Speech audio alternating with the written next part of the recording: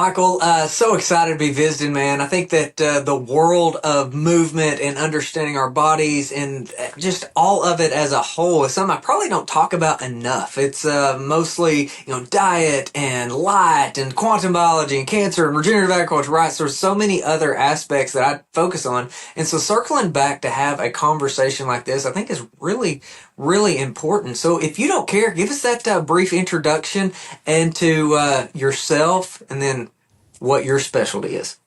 You bet. I appreciate that. So my name's Michael Mucciolo, and I am the owner and manager of the flagship facility in Los Angeles for Functional Patterns, which is Functional Patterns Santa Monica.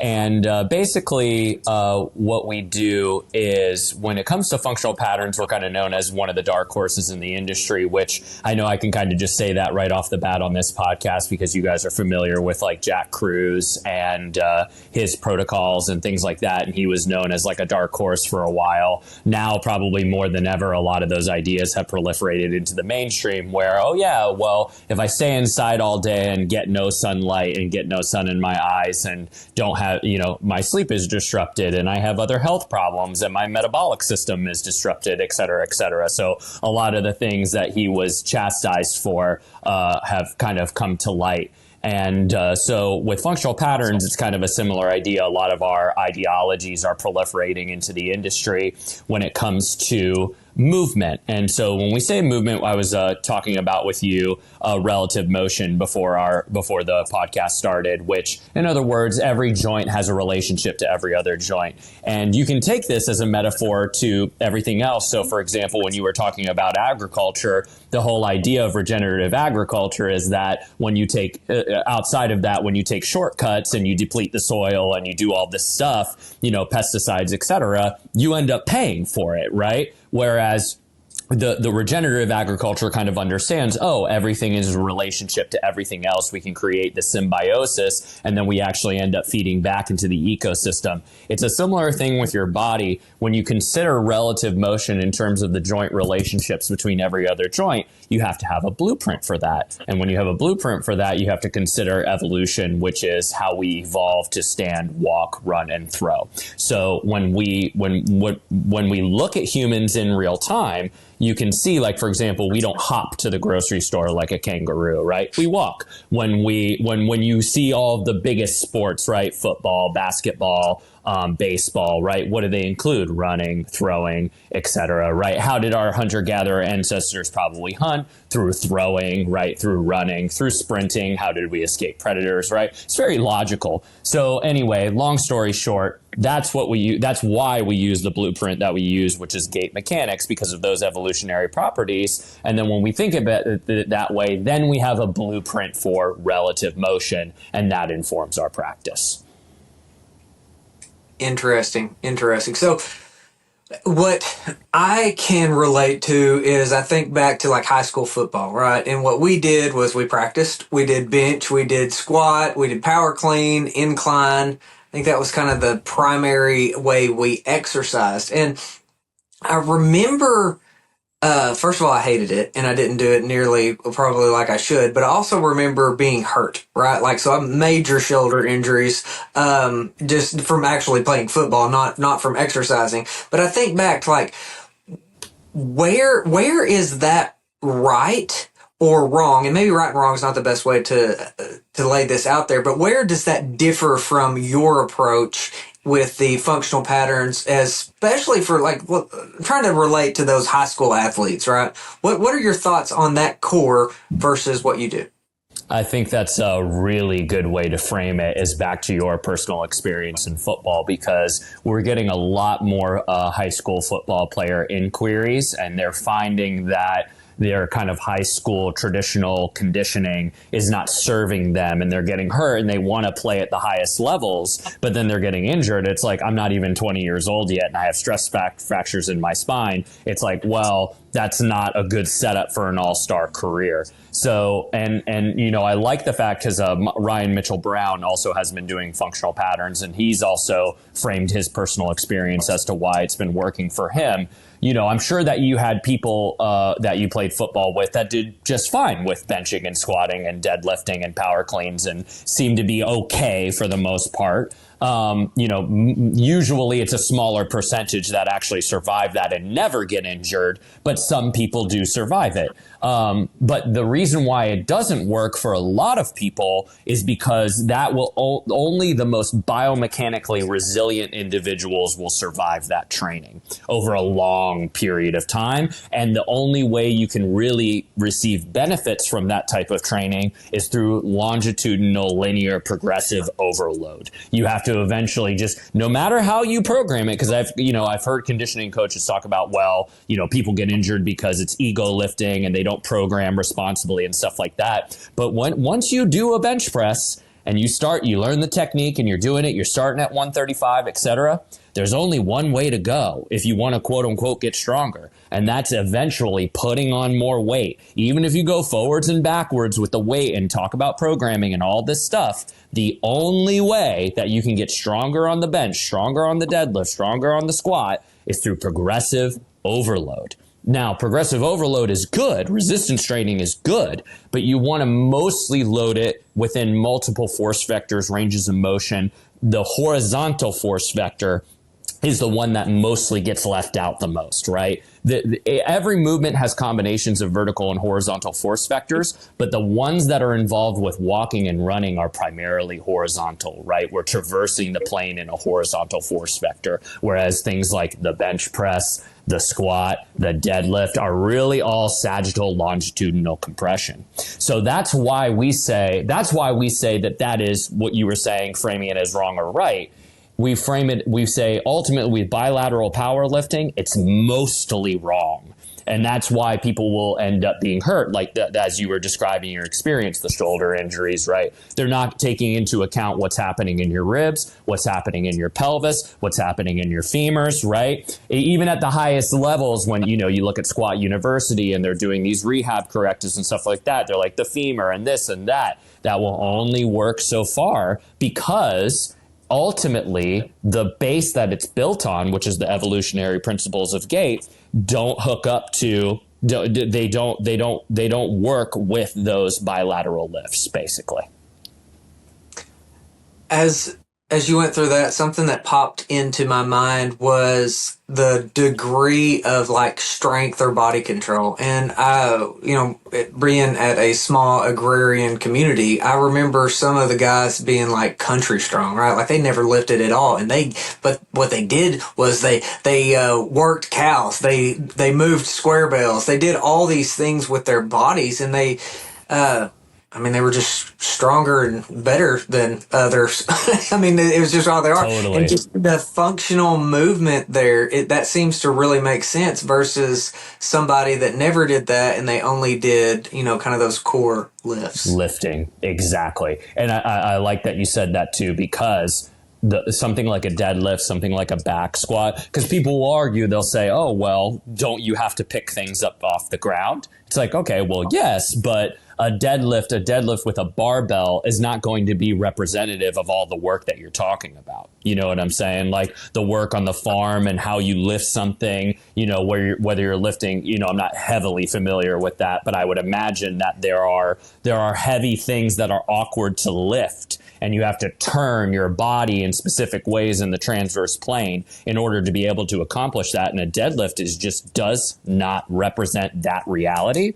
So I'll say this one thing, which is the SAID principle is really important here. So people talk about the SAID principle in the industry, but they don't relate it back to gait mechanics. So they skip steps. So the SAID principle is specific adaptations to impose demand. So relating it back to your football analogy, though the reason why you end up getting injured, whether it be on the field or in the weight room, is because those lifts are not representative of what you're doing on the field. So if they're not representative of that, then they are ignoring the SAID principle that all of these strength and conditioning coaches like to quote and talk about.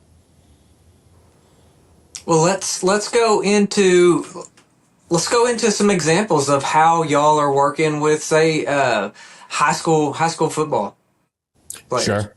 Sure. So you may have seen the way, like first and foremost, it would be great if we could get these kids when they're younger. That will probably happen sometime in the future. Like, we really need to be teaching kids these principles when they're 11, 12, 13 years old. I would say right around 12 as of this moment in time is there will probably be ways to like influence kids at a younger age to kind of move towards more optimal biomechanics. For sure, getting them involved with sports at a younger age, making sure that coaches aren't having them stretch in a traditional manner would be a really, really good way to get started. Kids should just be playing. That's all they should be doing. They should be playing. They should be running. They should be kicking. They should be outside. They should be throwing. I would imagine that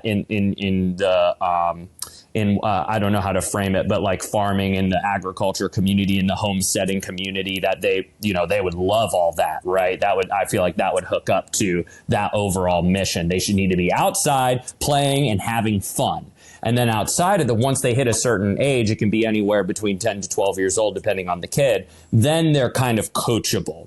And you can say, okay, now I want you to think specifically about the way that your ribs are in space. In other words, you're practicing proprioception on a more conscious level. How am I stacked in space? So that's why we talk about posture as number one. So it's like I'm hopping on a bench press and learning all this technique when I don't even know what I'm opting for in the standing position, which is going to be the position that I'm going to be in most of the time. Even when I'm playing sports or whatever the case may be, just in my daily life, I'm going to be standing quite a bit. So basically that's kind of step one when we get somebody like a high school athlete. Step two is having them, and this is the tough part sometimes, we have them do, because most of the time they're coming in injured. Not always, but most of the time. So, and we have all of our clients follow this is an initial movement elimination protocol. And the reason why we say that, it's similar to a food elimination protocol, whereas you have to get used to practicing attribution. So with the food elimination protocol, if you have gut issues, then you eliminate foods and then you slowly add foods back in and you say, what is irritating what? So with a movement elimination protocol, what we're doing is we're eliminating movement. So that way we can start from the bottom and put inputs in that your brain and your body and your fascia are going to remember for the long term. But every time you move, every time that you kind of talk and emit a certain level of body language, etc., when you express yourself, all that stuff, you're getting a neuromyofascial input with that. So that's why the movement elimination protocol is important, because if you don't put in new inputs in the beginning, or really from that point forward, on a slate that is more in a parasympathetic state, then you will never, you won't change what you normally would opt for in movement. So you have to get to a point where you're kind of starting with as blank of a slate as you can, so that way you can put in new inputs. Otherwise, when you move, your body will just do whatever it was doing previously.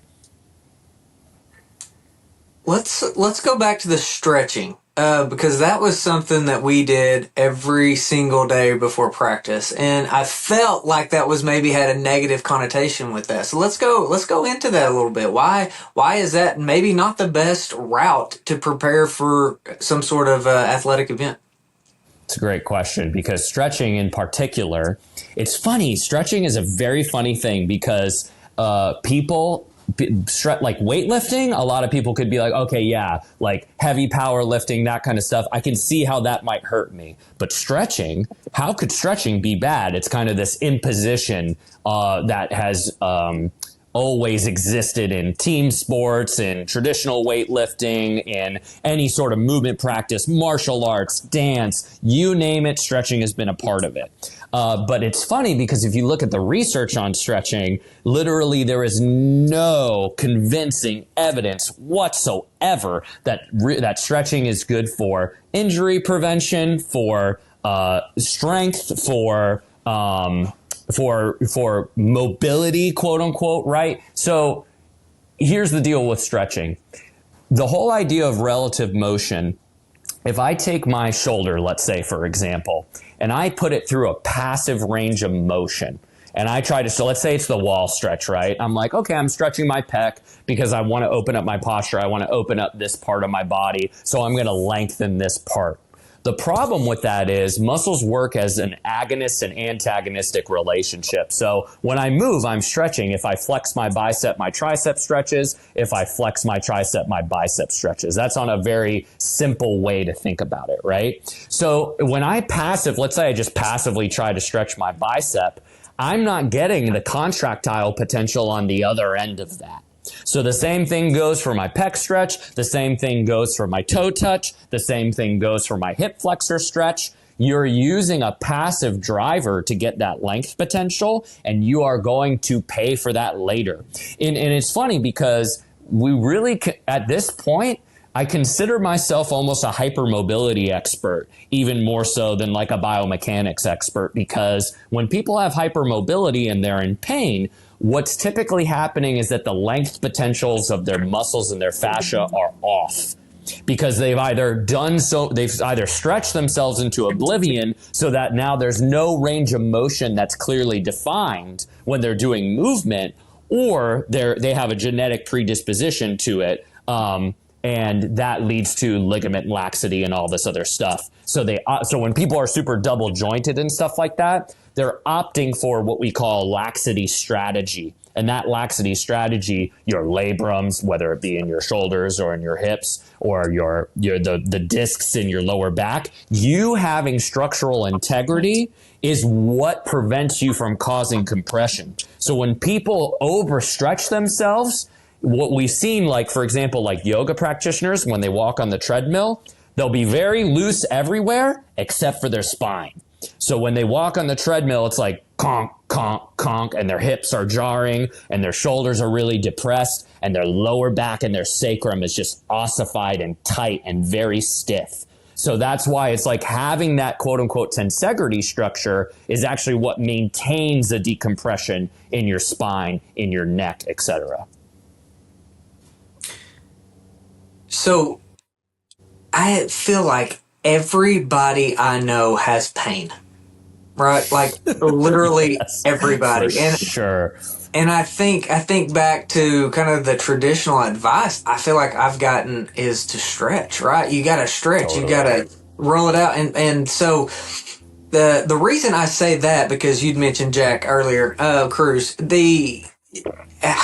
how much of this is based off of our lifestyle, whether it's just from being sedentary or the lack of grounding or sunlight? And you had mentioned duramatter or fascia, like being this electrical transmitter, right? Like how much of that plays into what you're describing on top of the actual movement principles? That's all very important. I would say I am definitely going to say that we recommend all of our clients to get outside, get sunlight, make sure they're eating animal products, making sure to get good sleep, making sure to all that stuff. I can get results with people without it. It depends on the person, because when you do movement, I don't want to get too like science-y per se, but there's a concept called mechanotransduction. In other words, when your body receives a mechanical stimulus, whether it be in the form of movement or light in your eyes or whatever the case may be, your cells will respond to that. So in many instances, I have a client who doesn't get outside very much, is a computer programmer, etc., and we've done pretty well for his lower back pain. And the reason that is because he is receiving a cellular signaling from movement, right? And the closer you get those length potentials to be hooked up in a way that's relative to gait, and the closer that you get to athletic movement, the more resilient that you will become. So, for example, once again, these people owe it to themselves to get outside, get sunlight, eat well, do everything. I would never say, hey, don't do that stuff. When you look at the most biomechanically individuals, like somebody like a LeBron, for example, right? More than likely, he's not really, maybe he knows now, but for the vast majority of his career, he's playing basketball late at night under blue light, traveling, like those guys, it's brutal. Their travel schedule, their game schedule, they're probably under blue light late into the night. They only probably get so much grounding. They're getting roasted by EMF by those stadiums and in airplanes and stuff like that. And they hold up pretty well, right? And the reason why I think that might be is because they're biomechanically resilient, super, ultra, extra. Of course, their genetics come into play with that. We talk about that a lot. But it's interesting from a movement standpoint. A lot of the best movers in the world will have more resilient immune systems, better gut health, just better energy levels, all that stuff, because the mechanical stimulus that their body is providing from them through their high level movement is giving them that mechanotransduction, that metabolic boost, etc. So that, as important as all the quantum health stuff is, it's just what you said. It will help, but it won't necessarily solve your pain problems until you get to the root of your movement problems. Fascinating. So what's the basic for somebody wanting to just start this? What is the resources available, and what do we do is it starting at home, or how do you start implementing this type of philosophy? Totally. So I would say definitely starting at home is great. Like if there's a practitioner near you, you can go to functionalpatterns.com and you can go to find a practitioner or find a facility. There are practitioners and facilities across the world. But then if that's not close to you, then we also have even if you can find a practitioner, I do recommend our 10-week online course. The 10-week online course will provide you like the first I think 4 weeks are all myofascial release. And for example, because people say, okay, if I can't stretch, what should I do? And I always say the myofascial release is number one on the list. Most people should start with that. Even if you're hypermobile, you're likely going to have knots in your quads and your hamstrings and your pecs and your lats, in your shoulders and your neck, right? That you can work out. And a lot of people feel a lot better just with that alone. And then the following 6 weeks start getting into postural and movement fundamentals. And there's not a high requisite in terms of like equipment and things of that nature. Go into the myofascial release. What does that mean? Why do we have these knots? What are they? Why are they hurt so bad? Why does releasing that give us relief? Totally. So really, we've talked about this for a long time, and Naudi Aguilar, the creator of the method, has talked about it for a long time too. But even before that, I think Thomas Myers, he wrote the book, The Anatomy Trains. And The Anatomy Trains talks about how we actually have sheaths upon sheaths upon sheaths of fascia.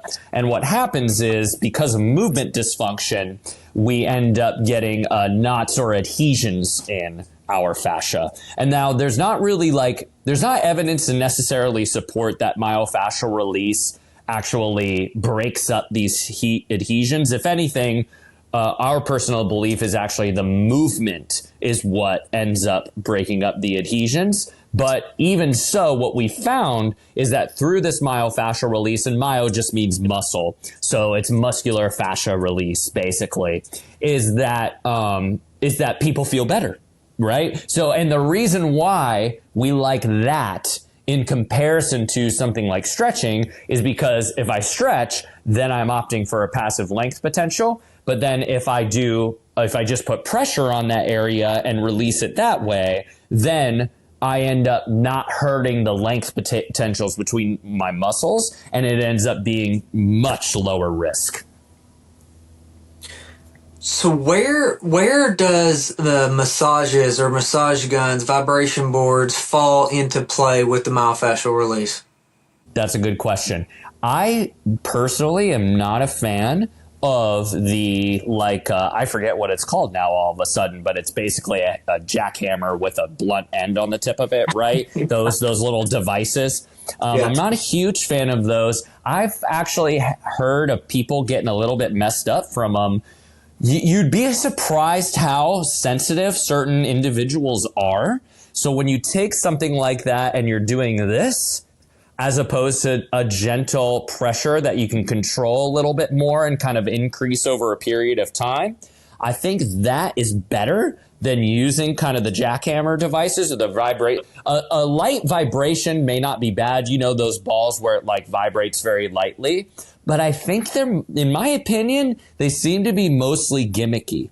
And I think that really just going for the sustained pressure on a particular spot is the best way to go. So like, for example, like at Equinox, they have like the foam rollers, right? Because the myofascial release thing has been a thing for a while. So all of a sudden they had foam rollers everywhere, whatever.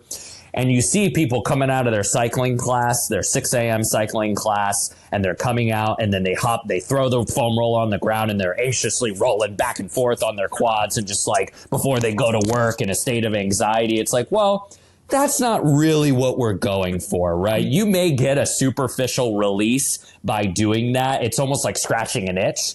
But what we really want is to be in a parasympathetic state, doing gentle nose breathing, going for laying on the ball for a period of time. So that way my nervous system so that way we get hydration into that area is really the goal. And in order to get hydration into the deeper tissues, then you really have to lay on that sucker for longer than most people give it credit for in a parasympathetic state. Talking about the hydration, how do y'all view minerals, and how do you view the ability of endogenous water production? Totally. Endogenous water production is huge. And I think it was actually, I think I played this clip at the Sovereign Roundup, but actually Thomas Myers has a clip where he talks about you can drink all the water that you want, but in many instances you'll end up just peeing it out because your body, your fascia actually has a way of producing water endogenously and actually like hydrating your muscles and tissue. So we are definitely, I think your mitochondria might actually even like create water to an extent. Yeah. So I think like that stuff for sure is really important, which is why we tell people like, yeah, you should be getting sun, you should be getting outside, you should be getting grounding, you should be getting out in nature and away from like AC current and urban areas. Like all that stuff is extremely important for your tissue hydration, in addition to really strong movement principles and exercise. And we really believe that this kind of mechanotransductive philosophy of, the way that I move is going to influence my cellular health and the way that my mitochondrial function. I really think that that's going to come into play as things progress in the industry. We're going to be talking about that more because, the piezoelectric effect, all that stuff, and its relation to water in your body and how you're a battery and all that stuff, extremely important, extremely important. It's when we see people, like I was talking about the yoga person, what's happening in their lower back and spine, etc., is dehydration, right? So when you get that compression, when you have pain, that is likely a dehydration problem. There is something is not sliding or twisting or gliding correctly, and you are not getting, that area is getting dried out, and you end up getting quote unquote calcified. So what is that protocol for dietary advice or minerals? Do y'all do mineral supplementation? What is right. Kind of your philosophies there? Definitely magnesium is number one. If there's one thing that we recommend to every client, it's really hard to go wrong with magnesium. You might know a little bit more about this actually than me, because I know that sometimes I've had people get different reactions to different types of magnesium. We've typically recommended like a magnesium bicarbonate, and most people seem to do pretty well with that. But I know that there are some people who are like, that doesn't make me feel good. It makes me, have diarrhea. And a lot of times that's like, okay, like you have to get the appropriate dose. So sometimes it's a function of that. But there are some times when people are like, no, I've experimented up and down across the board, and I just have other forms of magnesium that make me feel better. But that's definitely number one. I think that from a dietary standpoint, we even on our form, on our intake form, we asked people if they're vegan specifically. We literally say, are you vegan? And if you are, how willing are you to include animal products in your diet? If you came to the understanding that it was directly relational to your recovery, that's the one. Like the movement elimination protocol will be tough for people. Getting people to change from veganism, we've only had maybe like one or two like successful. We really convinced them, hey, listen, the animal products are really going to make you feel better. But we can help people who are. It's not like we can't. But it's funny from kind of an archetype standpoint. The people who are vegan have a tendency to move towards hypermobility and yoga and stuff like that. So on top of the vegan, so they're not getting all of the good things from animal products from a vitamin and mineral standpoint, and then from a hormonal standpoint because of the saturated fats and their hormones and stuff like that. So we end up having to work against a lot if they are vegan. So in some instances we're like, I don't know if I can help you. You know what I'm saying? Like, we'll make as many changes as we can, but in some instances they will end up plateauing if they don't end up changing over eventually. Wow, that's pretty profound. I actually know quite a few physicians that won't work with somebody if they're vegan. Like, Sure. they're just. So it's interesting that you have seen that in your experience too, about how Totally. it really is not a good long-term solution for anybody. No. And what got me into the diet nutrition world was my oldest was diagnosed with stage 4 cancer when he was 5, and he's doing great now. But like, all the alternative cancer protocols were vegan, right? It was very plant-based. The China study, Wow. all these things that say meat causes cancer and heart disease and all this.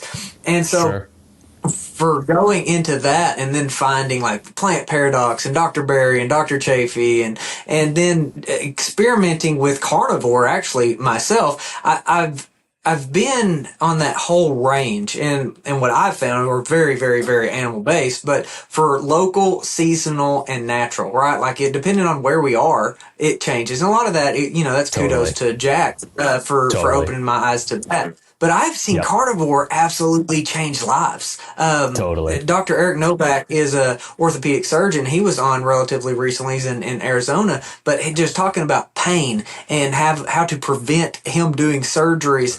It's been really, really powerful. So is that something you're seeing more of? Are more people going animal-based or carnivore? More people, yes. So especially since we're in Santa Monica, the vegan paradigm is prevalent. Still, but you do see more like animal-based offerings, like in terms of, like, you'll see cafes doing bone broth. You'll see a very strong push towards just kind of like, meaty animal protein options. And, the people you see a lot more people ordering like Butcher Box because it's a good kind of lower cost way to get quality meat, and then they'll mostly eat that. Definitely. Oh, here's also the other thing too. Ray Peat has a little bit of an influence on that too, because I think that Ray Peat would talk about how, I think he actually says that like dairy is almost better because of mTOR and some other stuff, but I don't necessarily buy into that. I feel good eating like more meat-based animal products most of the time, and not everybody does super well with dairy. And I've even had people who like will consume dairy for a time and try to get acclimated to it. It's like, well, by the time you go through all that, you know, you have other options, so you may as well just, you know, figure it out. If it's not working for you, it's not working for you. But definitely there's still because of the kind of spiritualism associated with veganism, that paradigm is still prevalent in California, but you definitely see, you know, Paul Saladino has been a big influence when he kind of came onto the scene with Erewhon and stuff like that. They started offering like the animal-based smoothie, you know, whereas most of Erewhon's smoothie options were you could either get a little bit of whey protein or collagen, or they were vegan, you know what I'm saying, or vegetarian, or just all fruit-based, etc. So like things like that have been super helpful in terms of like swaying the tide towards animal-based products. Yeah. The dairy topic is pretty fascinating because like it's apples and oranges comparing pasteurized and raw milk, right? Like that's not even the same thing. We can't even call it both dairy. Jack's take on the whole repeat theory is pretty intense, as Jack often can be. I don't think he agrees with much of that philosophy at all. Sure. So no, and you know what I do? I also do better off of like less sugar, less carbs. You know, I find myself more towards the RX protocol, which would be definitely the vast majority of my calories in the morning. Like I do way better with that. Yeah. Well, I think that goes back into the local and seasonal aspect. I think like those fruits that are in season, it makes sense, right? If it's growing right there by you, but like having a pineapple in Detroit in January, it just makes no sense. And I think that's kind of my biggest issue with the whole repeat philosophy of drinking like a large amount of orange juice, regardless of what time of year or what location you're in. It just doesn't make sense. So I have a farmer's market. It's a grocery store, and so building out these local food systems, you can see that seasons are very short. Now you're going to have a much more extended one than I am at temperate middle of the country, Arkansas. So I think that disconnection from seasons and nature, I think it has much broader implications than even I think very many people even realize. But like. For you, is sourcing food for more of the animal base, is that something that people are paying more attention to, like where it comes from or how it's raised or what practices the farmers are using, and what do people care about that are caring? I think that people are definitely looking more towards farmers markets and understanding more about their local butchers and local farms and things of that nature, and understanding it. I don't spend too much of my time on that, because I find that the more that I can, I definitely would. I don't think there's anything, like I said, I would never tell someone, hey, don't get locally sourced meat if you can get it. You know what I'm saying? We have a practitioner that follows very strict diet protocols, and he goes to the farmer's market and spends $600 on meat, and then he's set for the next month and a half or so. And when we've had people who order the half cow or things like that and put it in a freezer. But yeah, I just try to focus on getting quality grass-fed meat. And then even then, I feel pretty good off of just solid red meat. I don't personally feel too much of a difference health-wise, but I think part of that is because I'm in the sun a lot of the year. I'm able to go to the beach. The beach is just ultimate grounding. So even though I'm in an urban area, I can pop off to the beach in the afternoon for 2 hours if I need to. And then my exercise protocols are very strong and regimented. So I feel pretty resilient in terms of, I have that stuff dialed in to where my diet I don't have to be as like, okay, this must come from like a locally sourced thing, etc. But when I'm here, I actually have someone. I don't know if you're familiar with him. His name's Chef Mikey. He has an Instagram and he's very paleo animal based, and I train him, and we actually trade. And he does my like food shopping, and he does meal prep for me. Cool. It's really cool. It's really cool. So if you have that's a shout out to Chef Mikey. He's awesome. We've been training for probably over a year now, and he's gotten really good results with functional patterns. And he's very animal based, kind of like, very strict with his food intake and stuff like that. Too cool. Well, what's next for you, brother? What's on the horizon? Just going to keep helping people, or what's next? Sure. Yeah, absolutely. That is basically like my studio in Santa Monica. That is our main thing. We have our just main one-on-one training model. You come check out our Instagram, fp.santamonica. And then also check out functionalpatterns.com if you're not local in LA. And then on top of that, definitely check out the 10-week course. But then in terms of FP Santa Monica specifically, we're looking to going into another phase of we're going to be franchising from Functional Patterns. And they're going to be setting up a whole new model where it won't just be one-on-one personal training, because a lot of people can get priced out from that. And I totally understand it's not cheap, but we'll be offering a more kind of like middle tier gym membership model where people can come in and get some training. It'll be kind of a hybrid, but then they'll also be able to just come in and work on their own. And we're really excited about that because we think that that's going to help make it much more accessible for people.